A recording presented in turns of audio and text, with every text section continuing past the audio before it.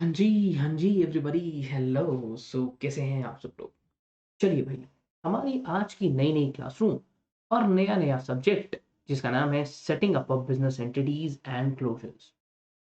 Shopping करने गए हो कभी? बहुत बार जाते? जब भी शॉपिंग करने जाते हो तो आप ओकेज़न के हिसाब से कपड़े लेते हो, ठीक है? पर्पज़ के हिसाब से कपड़े लेते हो, ऐसा ही होता है? हाँ, भई अब है तो मेरे पास शेरवानी भी, क्लास में पहन के थोड़ी आ जाऊँगा। पीके मूवी का आमिर खान समझा है क्या? हैं? मेरा कोई किसी बाबा से वो तपस्वी जी से कॉम्पिटिशन चल रहा है क्या? कि फैशन से लेना-देना है? कहने का मतलब बड़ा सिंपल सा है कि आप हमेशा जब भी शॉपिंग करते हैं, जब भी कपड़े खरीदते हैं या लेट्स से मैं आपको कहूँ कि आप अपना मोबाइल फ़ोन खरीदते हैं, गाड़ी खरीदते हैं, तो बहुत सारे ऑप्शंस होते हैं। हाँ, गाड़ी लेने चलते हैं तो कई ऑप्शन आएँगे, पेट्रोल, डीज़ल, सीएनजी, इलेक्ट्रिक बहुत ऑप्शंस निकल कर आते हैं। हाँ, मोबाइल फ़ोन लेने जाओ, दुनिया जहान के सैमसंग से लेके एप्पल, है ना? ओप्पो, वीवो, एमआई और वो क्या कहते हैं पोको, फोको पता नहीं कितने दुनिया जहान के ब्रांड्स आ गए हैं। आप क्या करते हो? सर मेरे बजट के हिसाब से, मेरी रिक्वायरमेंट के हिसाब से, मेरी मतलब जो मुझे पसंद आती है चीज़ मैं वो खरीद लेता हूँ। येस, येस, यही करना होता है। सही करते हो आप। अब मैं आपको यही कह रहा हूँ कि भई 2 बंदे हैं जिन्होंने क्या करना है, एक बिज़नेस शुरू करना है।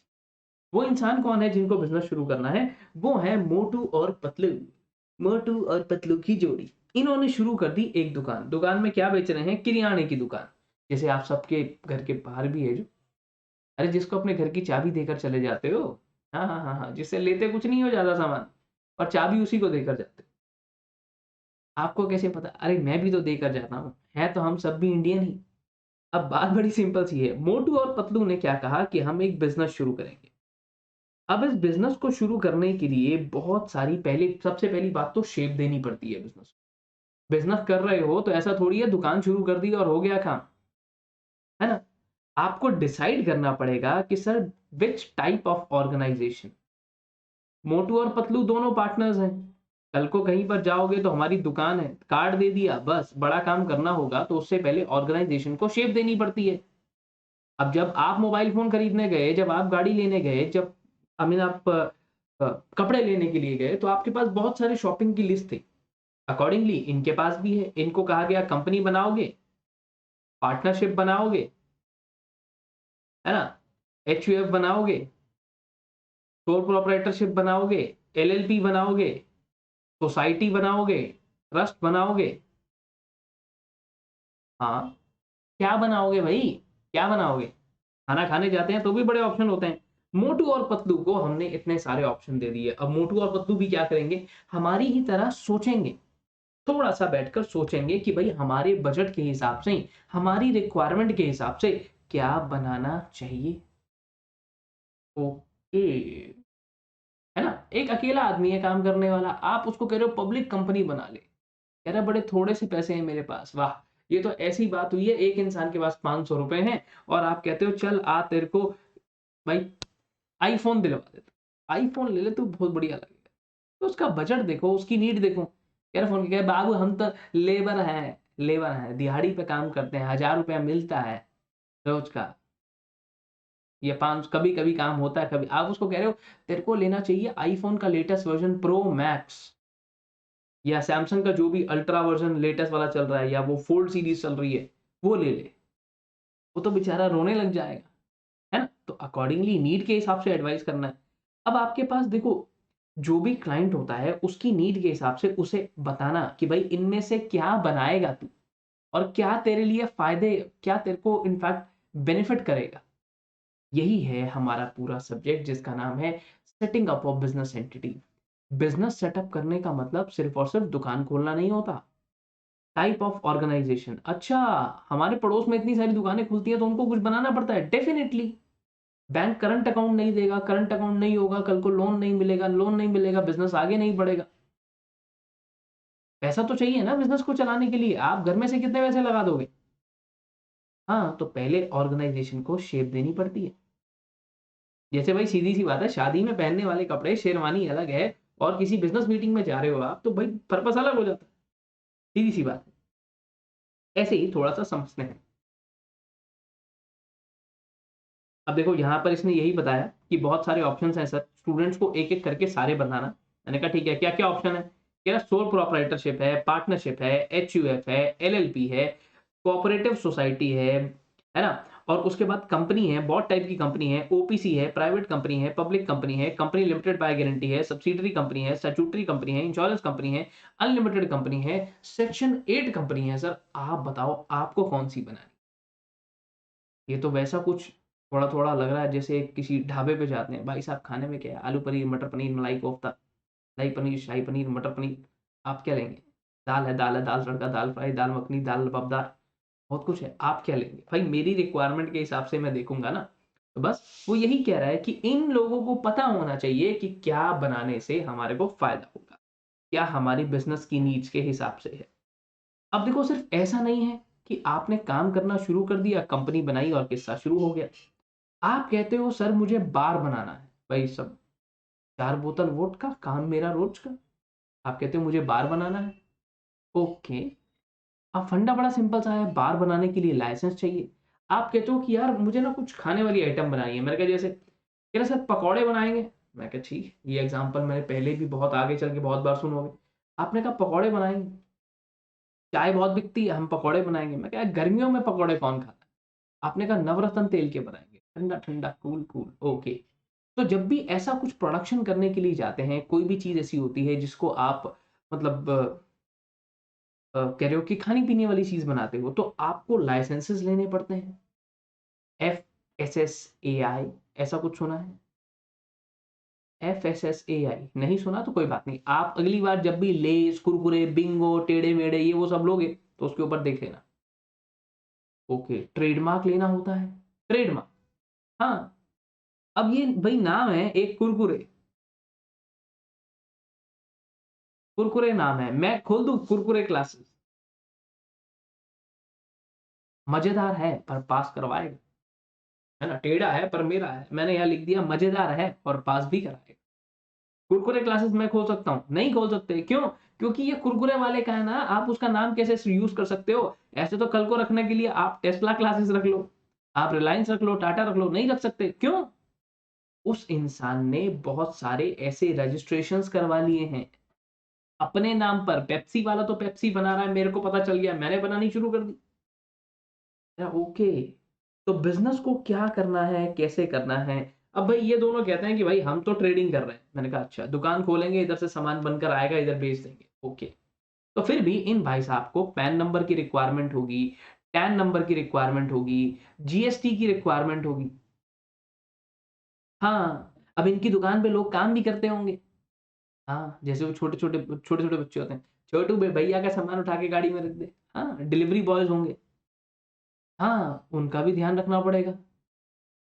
ओके, तो ये तो बहुत कुछ है सर, ये बिज़नेस पे ध्यान देगा इन सब चीज़ों के लिए। अरे इसीलिए तो कंपनी सेक्रेटरी है। क्या करने के लिए हो तुम? बिना बात के लाखों रुपए चार्ज कर लोगे क्या? फ्री में? फ्री में? नहीं, तो बहुत कुछ है हमारे पास करने के लिए भई। अब अकॉर्डिंगली अकॉर्डिंगली चाहे इनकम टैक्स की बात करूँ, जीएसटी की बात करूँ, ठीक है? या फिर हम आरबीआई की बात करें, बैंक्स की बात करें, भई आपको कोई भी बिज़नेस खोलना है उसके हिसाब से लाइसेंस लेना पड़ेगा। अब ये मोटू पतलू कहते हैं कि हम एक काम करेंगे। मैं कहा क्या करोगे जी? कह रहा हम एक काम करेंगे सर, हम अपनी फ्लाइट अपनी एयरलाइन्स डाल देंगे। हाँ, तुम्हारा चाचा की है ना? ऐसा हो सकता है? Is this possible? नहीं, पॉसिबल नहीं है। क्यों पॉसिबल नहीं है? हो सकता है अपनी एयरप्लेन्स खरीदो, लाइसेंस लेकर आओ सरकार से, जितने रिक्वायर्ड लाइसेंस हैं, सारे लो और हो जाओ, कर दो काम शुरू, क्या प्रॉब्लम है? लाइसेंस लेना पड़ता है ना। आपने कहा मुझे शराब का ठेका खोलना है। मैंने कहा बहुत बढ़िया भाई, खोलो, क्या दिक्कत है? तो अब बात इतनी सी निकल कर आती है कि भाई ठीक है, बट उसके लिए लाइसेंस चाहिए। आप एक होटल बना रहे हो, ठीक है? फिर से उसके लिए रिक्वायर्ड अप्रूवल्स चाहिए। भाई हर एक चीज़ के अपने अलग फंडे हैं, हर एक चीज़ के अपनी अलग रिक्वायरमेंट है, अलग अप्रूवल है। अब इन्हीं चीज़ों को हम आगे चल के पढ़ेंगे। तब तक के लिए एक काम और करते हैं। 1 सेकंड बस। क्या चलिए जी, आगे चलते हैं। अब पहली बात को समझते हैं। जैसे मैंने आपको बताया कि सबसे पहले क्या करना होता है, बहुत सारे ऑप्शंस हमारे पास होंगे। हम उन ऑप्शंस में से अपनी चॉइस को सिलेक्ट कर लेंगे। अपनी चॉइस को ओए, ओए, ओए, ओए, किधर जा रहे हैं भाई? किधर जा रहा है भाई छोटू? ऐसे मत जा भाई इधर-उधर। अब ऑप्शंस तो बहुत सारे मिलते हैं सबको। हाँ, अब उन ऑप्शंस में से सिलेक्ट करना होगा, कल को आपकी शादी करनी होगी तो कई ऑप्शन आपको मिलेंगे। आपको कहा जाएगा हाँ भाई बताओ आपको क्या करना है? तो डिपेंडिंग अपॉन कि मेरे पास कितनी कैपिटल है, ठीक है? मैं जब फ़ोन लेने जाता हूँ क्या करता हूँ? यही तो देखता हूँ ना कि कितने पैसे हैं जेब में, कौन-कौन से फीचर्स चाहिए। अब भाई आने को तो भाई लाखों रुपए वाले फ़ोन भी आते हैं, पर अपन अभी स्टूडेंट लाइफ़ में अफ़ोर्ड नहीं कर सकते। तो कितनी मेरे पास कैपिटल रिक्वायरमेंट है, कितनी इंडिपेंडेंस हमारे को चाहिए, टैक्सेशन एक बहुत बड़ा फैक्टर होता है, ये चीज़। और अकॉर्डिंगली हम अपने क्लाइंट को एडवाइस करते हैं कि भैया तेरे को कौन से बिज़नेस स्ट्रक्चर लेना चाहिए। ओके, ओके, ठीक है। दूसरी बात, अब आगे चलते हैं। मान लो आपने अपने क्लाइंट को एडवाइस कर दिया कि चल भाई तू कंपनी बना ले। इन मोटू पतलू को बोला गया कि चलो भाई तुम एक काम करो, तुम एक कंपनी बना लो। यार अच्छा कंपनी बना ले, हाँ। अब कंपनी बहुत तरीके की है। प्राइवेट कंपनी है, पब्लिक कंपनी है, ओपीसी है, निधि कंपनी है, प्रोड्यूसर कंपनी है, फॉरेन कंपनी है। ये सारी कंपनीज़ कैसे बनाई जाएँगी, इनका प्रोसेस क्या होगा? देखो, अब फिलहाल सबसे पहले एक चीज़ को समझते हैं। अगर मैं बड़ी सिंपल सी बात करूँ तो इनकॉर्पोरेशन के बेसिस पर कुछ तो सरकारी कंपनियाँ हैं जो सरकार ने बनाई, प्राइवेट और पब्लिक कंपनी। इसको बनाने के लिए आपको कम से कम मिनिमम 2 मेंबर चाहिए। मोटू और पतलू 2 हैं तो बना सकते हैं। पब्लिक कंपनी बनानी है तो मिनिमम 7 मेंबर्स आपको चाहिए होंगे। तो ये तो वैसे ही नहीं बना सकते। रिक्वायरमेंट देख रहे हो? रिक्वायरमेंट के हिसाब से ही हम अपना आगे चलते रहते हैं और उसके अकॉर्डिंग काम करते रहते हैं। अगली बात को समझो, ओपीसी है तो सिर्फ 1 पर्सन, 1 मेंबर चाहिए होगा, एक इकलौता इंसान भाई ये वाली कंपनी बना सकता है। अकेला बैठा है, सख्त लौंडा अकेला बैठा है, अकेली कंपनी बना दे। Next is Nidhi company. Nidhi company क्या होती है? सर ये तो निधि की होगी। अरे नहीं, नहीं, नहीं, कमेटी डालते हो? कमेटी ये क्या होता है? अपने घर में पूछना, घर वाले कमेटी डालते हैं। अपन है मिडल क्लास आदमी, ठीक है? तो मिडल क्लास आदमी क्या करता है? कमेटियाँ डालता रहता है। बैंक में पैसे नहीं डालेंगे हम, ना, ना, ना, बैंक में नहीं डालेंगे, कमेटी डालेंगे। कमेटी में क्या होता है? कुछ लोग होते हैं, वो आपस में मिल जाते हैं, मिलकर एक जगह पर अपने पैसे इकट्ठे कर देते हैं। जिसको भी ज़रूरत होती है उस पर्टिकुलर फंड में से ले लेते हैं। ओके, ऐसा क्या? हाँ, तो निधि कंपनी का अपना अलग फंडा है। प्रोड्यूसर कंपनी जहाँ पर प्रोडक्शन की बात कर रहे होते हैं, प्रोड्यूसर कंपनी। फॉरेन कंपनी क्या है? हमारे यहाँ बहुत है। अम्मा जान ले लो, अम्मा जान अमेज़न, अमेज़न, ठीक है? अम्मा जान ले लो, उसके बाद आप क्या कहते हैं और मैकडॉनल्ड्स, केएफसी, डोमिनोज़, ये सब क्या है? फिरंगी कंपनियाँ हैं सर। ये फिरंगी कंपनी क्या होती है? अब मान लो आपको भाई सीधा-सा फंडा है। पेप्सी जो है यहाँ पर, अगर हम पेप्सी की बात करें तो पेप्सी डायरेक्टली तो नहीं है इंडिया में। वरुण बेवरेजेस लिमिटेड नाम की एक कंपनी है जो पेप्सी को इंडिया में चला रहा है। अच्छा, हाँ, हाँ, तो काम उसका यहाँ ये भाई साहब बैठ के कर रहे हैं। Setting up of a foreign company. अगर कोई फॉरेन कंपनी है उसको आप इंडिया में लेकर आ रहे हो। आपको कल को मौका मिलता है, आपको कहते हो कि भाई टेस्ला जो है उसको इंडिया में ले आओ। तो कैसे कैसे होगा ये काम? लाइसेंस ऑफिस खुलेगा, उसका प्रोजेक्ट ऑफिस खुलेगा, ब्रांच ऑफिस खुलेगा। कोई जापानीज़ हैं आपको अप्रोच कर रहे हैं और कह रहे हैं भाई साहब हमारे को ना इंडिया में बिज़नेस करना है। इंडिया में बिज़नेस करना है। हमने अब बहुत बेच ली, इन्होंने अपने मोमोज़ बेच लिए जगह-जगह पे। ठेले-ठेले पे मोमोज़ बेच लिए। अब भाई साहब तुम हमारे यहाँ की सुशी बेचो। हम ठेला-ठेला एक-एक गली-गली के कोने पे जहाँ-जहाँ छोले-कुलचे बिकते हैं, हम वहाँ ठेला खोल देंगे सर सुशी का। ओके। तो अब अकॉर्डिंगली अगर कोई फॉरेन कंपनी है, प्रोड्यूसर कंपनी है, निधि कंपनी है, इन सब का सेटअप कैसे होगा, इन सब में चीज़ें आगे कैसे चलेंगी, ये सारी बातें हम लोगों को इस चैप्टर में करनी है। नेक्स्ट क्लास में ये भी बताऊँगा कि कौन-सा चैप्टर कितने नंबर का आ रहा है, कहाँ से क्या एक्सपेक्टेड है। ये नहीं बताऊँगा कितने नंबर का आ रहा है, ना, ना, ना, फिर तुम लोग हल्के वाले चैप्टर छोड़ देते हो, ना, ना, ये नहीं बताऊँगा। ये ज़रूर बताऊँगा कि पेपर का पैटर्न क्या रहता है। दूसरा आता है चार्टर डॉक्यूमेंट्स। इंस्टीट्यूट में एडमिशन कराया जब आपने, अब आप चाहे सीएसडब्ल्यूटी देकर आए हो या चाहे आप ग्रेजुएशन से आए हो, आपने आके इंस्टीट्यूट में एडमिशन कराया। हाँ, डॉक्यूमेंट्स दिए कुछ? हाँ, डॉक्यूमेंट्स दिए, ओके। ऐसे ही जब एक कंपनी बनती है तो वो भी कुछ अपनी इनकॉर्पोरेशन डॉक्यूमेंट्स या फॉर्मेशन डॉक्यूमेंट्स को बनाया जाता है, जिसमें मेनली होते हैं MOA and AOA. MOA, AOA ये क्या होते हैं? ये आपको बताएँगे सीधा-सीधा कि what are the powers of company, कि कंपनी क्या करने वाली है और क्या-क्या नहीं करने वाली। भई आपने सीएस में एडमिशन ले लिया तो सीएस करोगे ना? हाँ, घर से तो आप पैसे ले रहे हो कि मैं सीएस कर रहा हूँ, कर कुछ और रहे हो। घर से तो तुमने पैसे ले लिए कि वो सर हैं हमारे एक दिव्य मिगलानी, उनकी क्लास मेरे को अच्छी लग रही है ना? मेरे को उनसे एडमिशन लेना है। पता चला है घूम रहे हो तुम आराम से, वैलेंटाइन डे बना रहे हो कहीं पे। तो ये क्या हो गया? अल्ट्रा वायरस, बियॉन्ड पावर हो गया सर, फ्रॉड कर दिया आपने। तो कंपनी वही काम कर सकती है जो उसके मेमोरेंडम ऑफ एसोसिएशन में लिखा है। और आर्टिकल्स ऑफ एसोसिएशन अगेन कुछ ऐसे डॉक्यूमेंट्स जो आपके इनकॉर्पोरेशन के टाइम पे हैं और इनको मानते हुए चलना है, इनको फॉलो करते हुए चलना है। ऐसा नहीं होता कि बाद में कुछ भी बोल दिया। एक लड़के ने एक लड़की को भाई पीछे से छेड़ दिया। कह रहा अगर ये मुस्कुराई तो ठीक है, वरना दीदी डर गई, ये हो जाएगा। कह रहा ऐसा नहीं होता है यार, कम ऑन। बचपने में ये सब चलेगा, बट जब प्रोफेशनल बन जाओगे, जो लिख दिया वही करना पड़ेगा।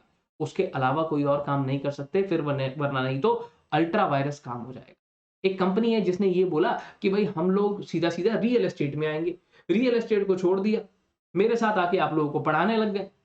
कह रहा अरे इनके साथ चलते हैं। ये क्या हो रहा है? ऑब्जेक्ट चेंज कर दिए, पर्पस ही चेंज कर दिए। ऐसा नहीं होता। ठीक है। दूसरी बात पे आता हूं, doctrine of ultra vires, doctrine of indoor management. ये डॉक्टर डॉक्टर खेलेंगे क्या बीच में? हाँ, मैं स्टेथोस्कोप लेकर आऊंगा और तुम लोग ऐसे मुंह खोलना फिर ऐसे लाइट मार के चेक करेंगे। डॉक्ट्रिन्स का मतलब डॉक्टर से नहीं है। डॉक्ट्रिन्स का मतलब होता है जैसे आपके कुछ स्टैंडर्ड्स होते हैं, है ना? जैसे अकाउंट्स में पढ़ते हो गोइंग एंटिटी कंसेप्ट। हाँ, तो बस ठीक उसी तरीके से doctrine of indoor management, doctrine of constructive. अब दूसरा, सर एक बात बताओ, जैसे आपने बताया तो एमओए के अंदर क्या-क्या होता है? एमओए के अंदर बहुत सारी बातें होती हैं। आप अगर चलो मान लेते हैं कि हम लोग यहाँ पर नहीं मिले, हम लोग कहीं और मिले, ठीक है? ऐसे ही किसी दोस्त ने आपको मिलाया, "अरे अच्छा तुम सीएस कर रहे हो, इनसे मिलो, ये भी कंपनी सेक्रेटरी है।" ओके। आपने कहा अच्छा आपका क्या नाम है? मैंने सबसे पहले क्या बताया होगा? मैंने कहा मेरा नाम दिव्य मिगलानी। आपने पूछा होगा कहाँ रहते हो आप? ओके। आप कहाँ से हो सर? मैं दिल्ली से। बस इतना ही, आगे नहीं, आगे नहीं, आगे नहीं। ठीक है? अब उसके बाद आपने पूछा होगा आप क्या करते हो? ऑब्जेक्ट क्लॉज़, है ना? तो ये सारी चीज़ें, कल को भाई मेरा नाम मैंने बदल लिया, मैंने दिव्य मिगलानी से नाम हटा दिया और मैंने रख दिया चमेली। मैंने कहा अब सोच के देखो, देखो ये तो कितना प्रमोट करना कितना मुश्किल है। अगर मेरा नाम है दिव्य मिगलानी, मैं कहता हूँ दिव्य मिगलानी क्लासेस, प्रमोट करना कितना मुश्किल है भाई। पर अगर यही मैं आपको कहूँ कि मेरा नाम है चमेली, मैंने नाम बदल दिया कल को कंपनी ने अपना नाम बदल लिया। आज नाम जो भी है, नाम बदल दिया। जैसे नाम कैसे बदल दिया? किसका नाम सुना है आपने बदलता हुआ? रेंज सुप्रीम बार बन गया है सर्फ एक्सेल बार, ठीक है? और किसने नाम चेंज किया है हाल-फिलहाल में?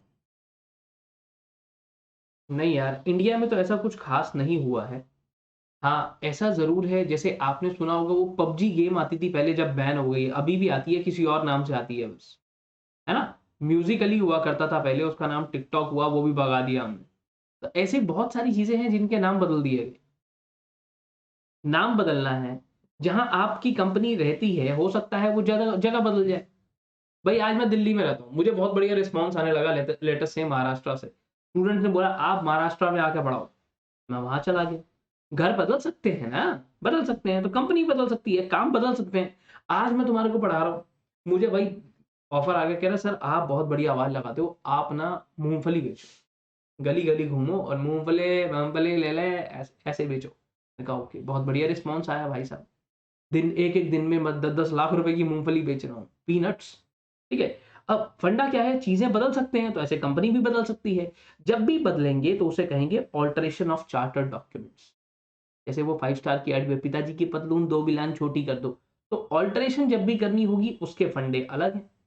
चाहे नाम बदलो, ऑब्जेक्ट क्लॉज़ बदलो, शेयर कैपिटल बदलो, है ना? अब ये से कुछ भी ऐसा बदलोगे तो वो डॉक्यूमेंट बदला जाएगा। अब एक काम करते हैं, यहाँ पर ज़्यादा टाइम अपना नहीं लगाते हैं क्योंकि मेन टॉपिक्स में ज़्यादा मज़ा आने वाला है। इतने में तो क्या ही मज़ा आएगा। अभी सो फार जितना भी आपने पढ़ा होगा, मैं मानकर ये बैठ जाऊँगा कि आपने कुछ भी नहीं पढ़ा और आपको कुछ भी नहीं आता है साहब। आता है बहुत अच्छी बात है, पर ये क्लास में एंटर जब तुम होगे तो मैं ये मान लूँगा कि आपको कुछ भी नहीं आता है। ठीक है?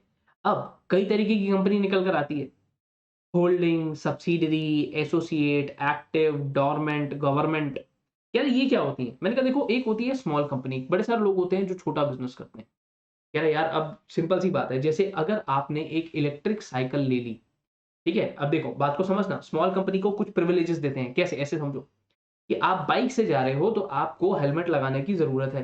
बट यही मैं कहता हूँ, आप एक साइकिल से जा रहे हो जो कि इलेक्ट्रिक है, इलेक्ट्रिक साइकिल है, स्कूटी की बात नहीं कर रहा हूँ, इलेक्ट्रिक साइकिल, ठीक है? उससे जा रहे हो तो क्या हेलमेट लगाना है? नहीं सर, ये तो छोटी-मोटी प्रिविलेजेस हैं, ये तो वैसे ही दे दी गई हैं, शाबाश। ये क्या हुआ? ये प्रिविलेजेस दे दी गई। ऐसे ही एक कंपनी के ऊपर तो बहुत सारा लॉ अप्लाई होता है, पर स्मॉल कंपनी नाम की एक कंपनी है जो कि होती है छोटी कंपनी, उस पे बड़ी सारी चीज़ें हम वैसे ही माफ़ कर देते हैं। Okay, that means there are certain privileges. इसको टर्नओवर और इसके पेड अप शेयर कैपिटल के बेस पर इससे प्रिविलेजेस मिलती हैं, वो हम आगे चल के पढ़ेंगे।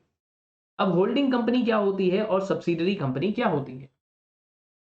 एक ने मुझसे पूछा, जैसे एक ने मान लो छोटा भीम से पूछा कि तुम्हारे पापा कितने साल के हैं? छोटा भीम कहता है इसमें कौन सी बड़ी बात? जितने साल का मैं हूँ उतने ही साल के मेरे पापा हैं। ऐसे कैसे भाई? ऐसे कैसे? कह रहा है अरे यार जब मैं पैदा हुआ तभी तो वो पापा बने। उससे पहले वो पापा थोड़ी थे। तो यस, होल्डिंग कंपनी वो कंपनी है जिसकी एक सब्सिडियरी है।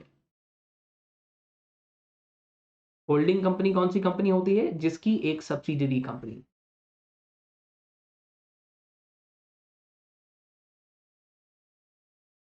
सब्सिडियरी कंपनी क्या है? जिसके अंदर आधे से ज़्यादा पेड अप शेयर कैपिटल या जिसका आधे से ज़्यादा बोर्ड ऑफ डायरेक्टर्स का कंपोज़िशन कोई होल्ड कर रहा है। शादी के बाद तुम सब्सिडियरी बन जाओगे और वो आकर तुम्हारी होल्डिंग बन जाएगी। बताऊँगा कैसे क्या होगा। अब अकॉर्डिंगली भाई ऐसे ही होता है कि तुम्हारे भाई-बहन हैं, रिश्तेदार हैं, है ना? होता है ना? अब भई ये तो सीधा होल्डिंग सब्सिडियरी हो गया। ऐसे ही एसोसिएट होता है, 20% पे आता है।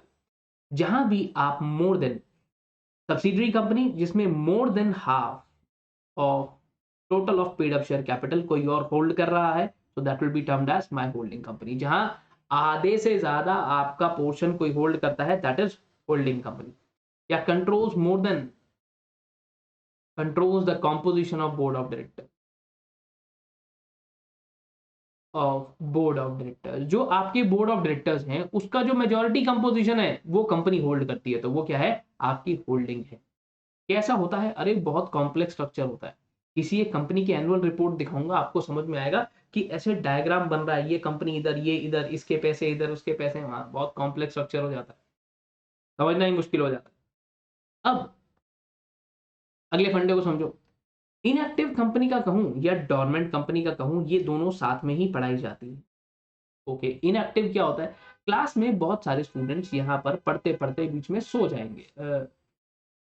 इनएक्टिव कंपनी, जिस कंपनी ने पिछले 2 सालों में अपना रिकॉर्ड्स, अपनी डिटेल्स ही आरओसी के पास फाइल नहीं करी हैं। अब ये आरओसी कौन है? आरओसी होता है कंपनी का बेस्ट फ्रेंड, जिसे आपको सब कुछ आरओसी को बताना होता है कि हमारे यहाँ ये वाला डायरेक्टर आया है, अब हमारे पास भाई ये वाला रेज़ोल्यूशन हमने पास करा है, अब हम जनरल मीटिंग बुला रहे हैं। कुछ भी होगा जैसे तुम अपने बेस्ट फ्रेंड को फटाफट बता देते हो फ़ोन करके, हाँ भाई फटाफट आ जा, बात सुन। बस ऐसे ही हर एक डिटेल आरओसी को बताई जाती है, दुनिया जहान के फॉर्म फाइल किए जाते हैं। अब इनएक्टिव कंपनी, ठीक है, एक कंपनी इनएक्टिव हो गई या आपने कोई ऐसी कंपनी बनाई जो कि आज नहीं, कभी दूर दराज की बात है। वो गाना सुना होगा, पापा कहते हैं बड़ा नाम करेगा, तो तुम्हारे बचपन में ही बड़ा नाम करेगा भाई, बेटा हमारा बड़ा नाम करेगा, बेटी हमारी बड़ा नाम करेगी। तो आज ही आपके नाम पर एक प्रॉपर्टी लेकर रख दी गई कि भाई कल को ये बड़ा होगा, ये पास हो जाएगा, हो जाएगी, ये एक ऑफिस बनाएगा। तो हमने क्या करा? कोई प्रॉपर्टी लेकर रख दी, ठीक है, एक पर्टिकुलर कंपनी भी बना दी, इसके नाम पर कुछ प्रॉपर्टी भी रख दी। बट ये कंपनी आज कुछ नहीं करती है। कब के लिए है? जब आप पास हो जाओगे, जब आप बिजनेस करने लगोगे तब के लिए, फॉर फ्यूचर पर्पस। तो इसे हम आज इस कंपनी को डोरमेंट बनवा देते हैं कि भाई आज डोरमेंट है सर, आज कुछ नहीं करते हैं, बट जब जरूरत पड़ेगी, जब ये बड़ा हो जाएगा, है ना, बेटा हमारा ऐसा काम करेगा, तब हम इस कंपनी को एक्टिव कर देंगे। अभी मैं जानता हूँ, अभी जिन टॉपिक्स पे हमने आधा-आधा घंटा, 1-1 घंटा बात करनी है, मैं सिर्फ एक-एक लाइन में बताने की कोशिश कर रहा हूँ। हो सकता है कि ऐसा लगे कि यार ये तो बहुत कम बताया है, बट कोई बात नहीं। ऐसा भी लगे कि ये क्या ही बताया है। अगला आता है गवर्नमेंट कंपनी, सरकारी कंपनी। सरकारी कंपनी कौन सी होती है? भाई गवर्नमेंट कंपनी या सरकारी कंपनी का क्या मतलब होता है? ऐसी कंपनी जिसके अंदर कम से कम 51% या तो सेंट्रल गवर्नमेंट या स्टेट गवर्नमेंट या दोनों मिलाकर, या तो इनकी कोई authority owned by central government, state government control कर रही है। 51% इसे कहते हैं सरकारी कंपनी। अब सरकारी कंपनियां कितनी है? सारी तो है, इतनी सारी है। LIC है, SBI है, PNB है ना? ये सब क्या है? सरकारी कंपनी है। सर हमारा इंस्टीट्यूट भी तो है, that is setup under the act of parliament, वो कंपनी है ना यार, क्या बात कर रहे हो? सेक्शन 8 कंपनी हमने बनाई हुई है, बट वो IBC वगैरह के लिए है, इसके लिए नहीं। आगे लेकर चलता हूँ। अब देखो सिंपल सी बात है, किसी के माइंड में तो ये आइडिया आया होगा ना कि राजमा और राइस को मिक्स कर देते हैं। हाँ, किसी ने तो ऐसा सोचा होगा कि राजमा और राइस को मिक्स कर देंगे तो मजा ही आ जाए, है ना? जो लोग नॉनवेज खाते हैं, बटर बटर चिकन बना देंगे तो बहुत बढ़िया होगा, चिकन में और बटर डाल दो और बटर डाल दो। किसी ने डेफिनेटली ऐसा सोचा होगा। तो मैं बस यही कह रहा हूं कि पार्टनरशिप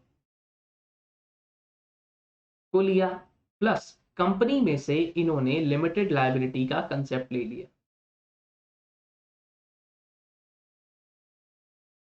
ठीक है, तो क्या बन गई? LLP। अब ये LLP क्या होती है? देखो, अगर आप एक कंपनी सेक्रेटरी हो, आपको दूसरे कंपनी सेक्रेटरी मिल जाता है, चार्टर्ड अकाउंटेंट मिल जाता है, आप दोनों मिलकर पार्टनरशिप, आप कहते हो कि चलो हम प्रैक्टिस करें, हम दोनों भाई दुनिया जान की कंपनीज की ऑडिट करेंगे। तो सर, आप किसी भी हाल में, किसी भी पोजीशन में कंपनी मत बना लेना, बना भी नहीं पाओगे। सिर्फ LLP ही बना पाओगे, LLP ही बना सकते हो, ऐसे हमारे अपने रूल्स कहते हैं। अब LLP बनेगी कैसे, कैसे होगा? जैसे पार्टनरशिप के अंदर पार्टनरशिप डीड होती है, यहाँ LLP एग्रीमेंट होगा। ओके, कंपनी से ये फीचर उठाया, ठीक है, ज्यादा अच्छी बॉडी कॉर्पोरेट बन गया, बहुत बढ़िया। इधर से कुछ ले लिया, इधर से राजमा ले लिए, इधर से राइस ले लिए, बना दिया बिंदास, कोई दिक्कत ही नहीं। ओके, फिलहाल के लिए सिर्फ इतना समझना, LLP stands for limited liability partnership.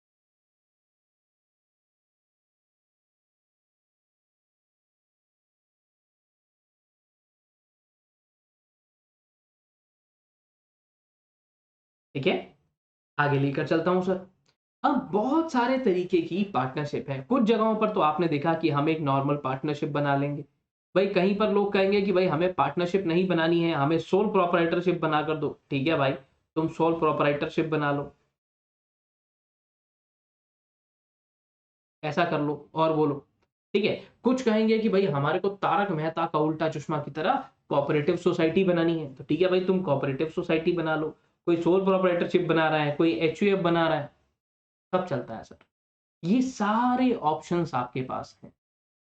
अरे बाप रे बाप सर, ये तो इसने तो अमेज़न से ज़्यादा ऑप्शन दे दिए हमारे को, वही तो कह रहा हूँ यार। इतने सारे ऑप्शन आपके पास हैं, इनमें से कोई भी आप सिलेक्ट कर लो। फिलहाल तो मैं खुद ही कंफ्यूज हो गया, कंफ्यूज इसलिए हुआ हुए क्योंकि अभी डिटेल में पढ़ा नहीं है ना, किसको क्या एडवाइस करना है। भाई दवाइयाँ तो इतनी सारी हैं, पर डॉक्टर आपको कौन सी दवाई देता है? सर डिपेंडिंग अपॉन कि मुझे क्या प्रॉब्लम है, उस हिसाब से एडवाइस करता है ना। हाँ, हाँ, बस। एक इंसान को वेट कम करना है, उसका डाइट प्लान अलग होता है, किसी को बॉडी बिल्डिंग करनी है, उसका डाइट प्लान अलग होता है। तो उसी हिसाब से एडवाइस किया जाता है, उस एडवाइस करने के ही पैसे होते हैं। आगे समझो। अब आती है कुछ सेक्शन 8 कंपनी। सेक्शन 8 कंपनीज यानी कि NGOs, जिनका पर्पस नॉट फॉर प्रॉफिट।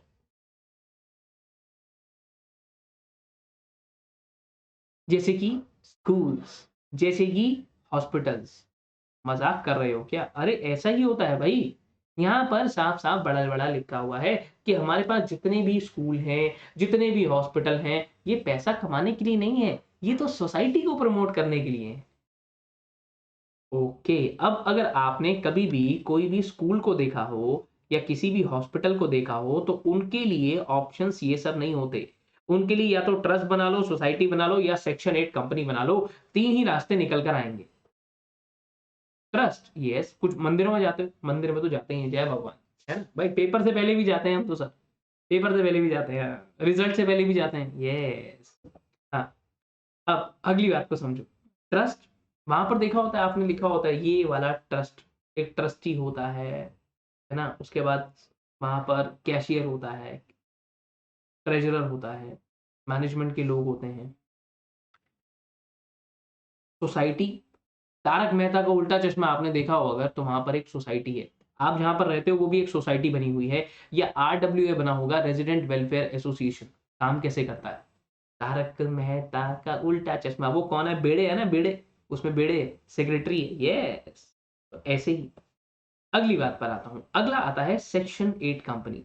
तो जब भी कोई भी एनपीओ की बात आती है ना, तो उनके पास ये 3 ऑप्शन ही हैं। उनके पास बाकी के ऑप्शन नहीं है कि एलएलपी बना ले, पार्टनरशिप बना ले। ना, ना, ना, ना, ना, ना। अगर एनजीओ की बात आएगी तो सिर्फ ये 3 ऑप्शन होंगे। ऐसा इस चैप्टर में पढ़ेंगे। बट अब इसके अलावा भी बहुत सारे और ऑप्शंस हैं, जैसे कि एनबीएफसी। अब ये एनबीएफसी क्या है sir? Non banking financial company. देखो ये वाली क्लास पता है कैसी है? ये वाली क्लास ऐसी है कि जिसमें आपको ये बताया जाता है, जैसे भाई फ़िल्म में कोई भी फ़िल्म देखते हो, तो वो बताता ना, ये हैं इस घर के बड़े दामाद, ये हैं इस घर की बड़ी बहुरानी, तो बस वही हो रहा है, और कुछ भी नहीं। चैप्टर का नाम बता रहा हूँ, साथ में बता रहा हूँ वो है क्या। आगे जाके डिटेल में पता चलेगा कौन क्या बोलता है, क्या नहीं करता है, कौन असली हीरो है, कौन हीरोइन है। नॉन बैंकिंग फाइनेंशियल कंपनी क्या है? ऐसी कंपनी जो बैंक तो नहीं है, पर काम बैंक वाला करते हैं, जैसे कि फाइनेंस वाला काम करते हैं। जैसे कि मुथूट फाइनेंस क्या बोलता है? मुथूट फाइनेंस बैंक है क्या? नहीं, एनबीएफसी है। जब घर में पड़ा हो सोना, तो काहे को रोना, सोना ले आओ और पैसे ले जाओ। मुथूट फाइनेंस ऐसा ही तो कुछ कहता है आपको। हाँ, दे आर टर्म्ड एज़ एनबीएफसीज़। अब ऐसा ये इकलौता नहीं है, इसके जैसे बहुत सारे भाई-बंधु इसके आगे हैं यहाँ पर। हाँ, बहुत सारे हो गए हैं। पहले तो मतलब रेयरेस्ट ऑफ रेयरेस्ट सिनेरियोज़ हुआ करते थे कुछ इस तरीके के। अब अगली बात, हाउसिंग फाइनेंस कंपनी। ऐसी कंपनीज़ जो आपको घर बनाने के लिए लोन दे देती हैं। Okay. ARC, asset reconstruction company. अब ये क्या है? वसूली भाई। कोई मूवी आपने देखी हो जिसमें पैसे निकलवाने के लिए बंदे होते हैं। बैंक ने एक बंदे को लोन दे दिया कि ये ले भाई लोन और जा कर ले अपना काम। अब वो इंसान ने ले लिया, सोचा कि भाई विजय माल्या लेकर बैठा है, मैं भी लेकर बैठ जाता हूँ, हमारा क्या बिगाड़ लेगा जमाना। बैंक वाले अपने सारे डेट्स को एआरसी को ट्रांसफर कर देते हैं और कहते हैं हमारे को पैसे निकलवा कर दो। तो एआरसी कुछ ऐसा काम करता है, वसूली भाई जैसा। गोलमाल, गोलमाल देखी होगी? नहीं देखी, कोई बात नहीं, फिल्में देखा करो यार, it is very important. Film देखा करो, फिल्म से तो बहुत कुछ सीखने को मिलता है। अब निधि कंपनी ये बता चुका हूं। अगला आता है पेमेंट बैंक। सबसे नीचे जो हमने लिखा पेमेंट बैंक। पेमेंट बैंक क्या होता है? छुट्टे पैसे बंद करो, पेटीएम करो, पेटीएम, है ना, फोन पे, गूगल पे, भारत पे, और पता नहीं न जाने कितने सारे पे हैं यार, कितने सारे पे हैं। तो ये क्या है? Payments bank. ठीक है, ये सब क्या है? These are payment banks. चलो अब एक और बात को समझो। अगला फंडा हमारे को बताता है startup and it's registration. Shark tank India देखा है? शार्क टैंक इंडिया नहीं देखा? देखते हो तो ये सब देखा करो ना, पता नहीं क्या तुम लोग भी वो यूट्यूब शॉर्ट्स में लगे रहते होगे। शार्क टैंक इंडिया में क्या होता है? कुछ ऐसी कंपनीज जो आज अभी शुरू हुई हैं। देखो डेफिनेटली ऐसा हुआ था कि एक पॉइंट ऑफ टाइम पे इलॉन मस्क का भी एक स्टार्टअप था जो डूब गया था। तीसरी बार जाकर उसका स्टार्टअप सक्सेसफुल हुआ, और भाई का ऐसा सक्सेसफुल हुआ, आज के टाइम पर राजा आदमी है वो। सर क्या बात करो, इतने तो लॉस हो जाते हैं उसको, होने दो। पर फिर भी जो उसका थॉट प्रोसेस है वो अलग है। अब यहाँ पे भी भारत सरकार को पता चल गया कि भाई जितने भी बिजनेस यहाँ पर चल रहे हैं, सब एक टाइम पर छोटे बिजनेस हुआ करते थे। आज आप बैठे हो, कल को पता नहीं भाई साहब क्या कर दोगे तुम भी अपनी जिंदगी में। हो सकता है अगला इलॉन मस्क इंडिया में हो सकता है आप ही हो। है सर। हाँ और क्या, मना थोड़ी है। अब बात ऐसी ही है, बात यही निकल कर आती है कि जो भी कंपनी है, आज तो भाई सीधी सी बात है ना, जब एक बच्चा बड़ा छोटा सा होता है, आप उसको पढ़ाते हो, लिखाते हो, आगे बढ़ाते हो, ताकि हो सकता है वो भी कल को आगे चल के हो सकता है रतन टाटा बने, हो सकता है आगे चल के मुकेश अंबानी बने। सब एक टाइम पे छोटे थे ना। तो ऐसे ही एक कंपनी होती है, जब वो इनिशियल स्टेजेस में एक छोटी प्राइवेट कंपनी है, जब उसके पास ज्यादा काम करने के लिए पैसे भी नहीं है, तो सरकार कहती है भाई जितनी भी ये छोटी-छोटी कंपनीज़ हैं, हम इनको किसी ना किसी तरीके से बेनिफिट्स प्रोवाइड करेंगे ताकि ये जल्दी बड़े हों। ओके, तो ये होती है हमारी स्टार्टअप पॉलिसी कि सरकार आपको बहुत सारे बेनिफिट्स प्रोवाइड करती है इन टर्म्स ऑफ लाइक ऐसा समझो कि अब बिज़नेस को बड़ा करने के लिए क्या चाहिए? आपके पड़ोस में एक दुकानदार है जो समोसे बेचता है, बहुत बढ़िया समोसे बनाता है, ठीक है? या ऐसा समझो आलू भुजिया बनाता है। आप कहोगे आली आलू भुजिया में क्या ही स्कोप है सर? आलू भुजिया बनाकर कोई क्या ही कर लेगा? क्या कर लिया हल्दीराम ने? क्या कर लिया हल्दीराम ने आलू भुजिया बना हाँ, एक बंदा है क्या करता है हनी बनाता है, हनी, शहद। क्या कर लेगा सर कोई हनी बनाकर? ज़ुबिन टावर। एक इंसान है उसका छोटा-छोटा सा कोई एक मान लो वो है, एक स्टॉल है जिस पे वो चिकन बनाता है।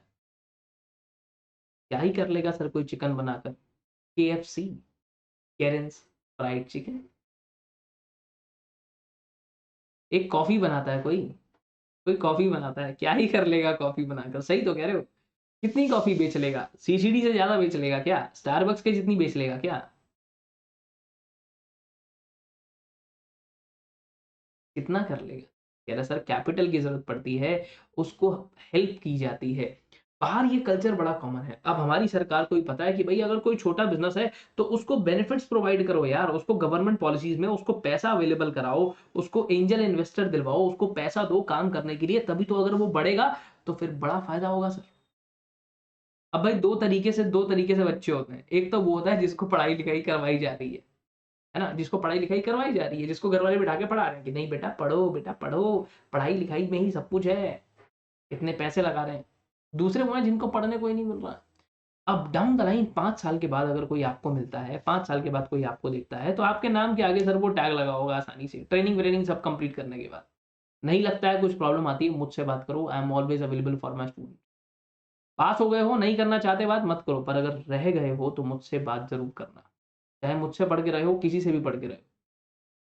प्रॉब्लम यही होती है कि स्टूडेंट रिपीट क्यों करता है, उसको एग्ज़ाम में क्यों रह जाता है, गिन के 3 ही वजहें हैं, कभी बात करूँगा इस बारे में। अब बात को समझो, तो अब यहाँ पे क्या हो रहा है सरकार उसको कह रही है कि यार इसको पैसे-वैसे अवेलेबल करवाओ यार, क्योंकि अगर कल को इसने भी इलॉन मस्क की तरह कुछ बड़ा कर दिया या इसने भी वो कोविड वाली जो वैक्सीन बना गया था जो बंदा वैसा कुछ बड़ा कर दिया, तो सर सरकार का क्या फ़ायदा? क्यों टैक्सेस नहीं मिलेंगे? आपकी कंपनी बड़ी होगी तो लोगों को नौकरी नहीं मिलेगी क्या? लोगों को नौकरी अवेलेबल करवाना सरकार की ड्यूटी है। लोगों के पास जॉब नहीं है तभी तो मनरेगा स्कीम्स हैं, कि आप घर बैठो तो भी हम आपको पैसे देंगे। नौकरी, नौकरी मिलेगी तभी तो भाई छोकरी या छोकरा मिलेगा आगे चल के। अगली बात को समझो। अब बहुत बार क्या होता है जैसे आप यहाँ पर आए, तो भाई लॉ तो मैं पढ़ाता हूँ, बट टैक्स थोड़ी पढ़ाता हूँ, कॉस्ट मैनेजमेंट अकाउंटिंग थोड़ी पढ़ाता हूँ, एफएम थोड़ी पढ़ाता हूँ, अकाउंट्स थोड़ी पढ़ाता हूँ, ऑडिट थोड़ी पढ़ाता हूँ। तो फंडा क्या है बड़ा सिंपल सा। कह रहा सर अब हमने करा बिज़नेस कोलैबोरेशन। मैंने कहा भाई ठीक है setting up a business entity, company law, JIGL ये तो मैं पढ़ा दूँगा, पर मुझे बाकी के सब्जेक्ट नहीं आते। सिक्योरिटीज़ लॉ, ईबीसीएल ये सब तो ठीक है, लॉ का एरिया है, हमारा अपना एरिया होता है। बट इसके अलावा नहीं भाई, इसके अलावा नहीं। तो कह रहा ओके आपने क्या करा कोलैबोरेशन करा, बाकी लोगों को साथ में लेकर आए। हाँ, तो business collaboration purpose and process. आप बिज़नेस कोलैबोरेशन करते हो? हाँ, करते हैं। बहुत सारे लोग साथ में क्या करते हैं, साथ में आ जाते हैं 3-4 टीचर्स और कहते हैं चलो भाई मिलकर पढ़ाते हैं। Business collaborations. ओके। कह रहा sir next is setting up a business outside India. India के बाहर बिज़नेस अब मैं सेटअप करने जा रहा हूँ। इंडिया के बाहर, क्यों सर यहाँ क्या दिक्कत आ रही है? अरे मानो यार, यहाँ पे बहुत सारे लोग हैं जो इंडिया के बाहर गए, वहाँ जाके चीज़ें सेटअप कर रहे हैं। बहुत सारे आपकी जानकारी में भी कोई ना कोई निकल ही आएगा जैसे-जैसे बड़े होंगे। अब सबसे पहली बात तो ये नहीं समझ में आ रही है कि सर इंडिया में सेटअप करना है तो इतनी कुछ है। इंडिया के बाहर सेटअप करना होगा तो सबसे पहले तो लोकेशन सेटअप करो। लोकेशन क्या है, स्ट्रक्चर क्या है और क्या प्रोसेस उसके बीच में इन्वॉल्व होगा।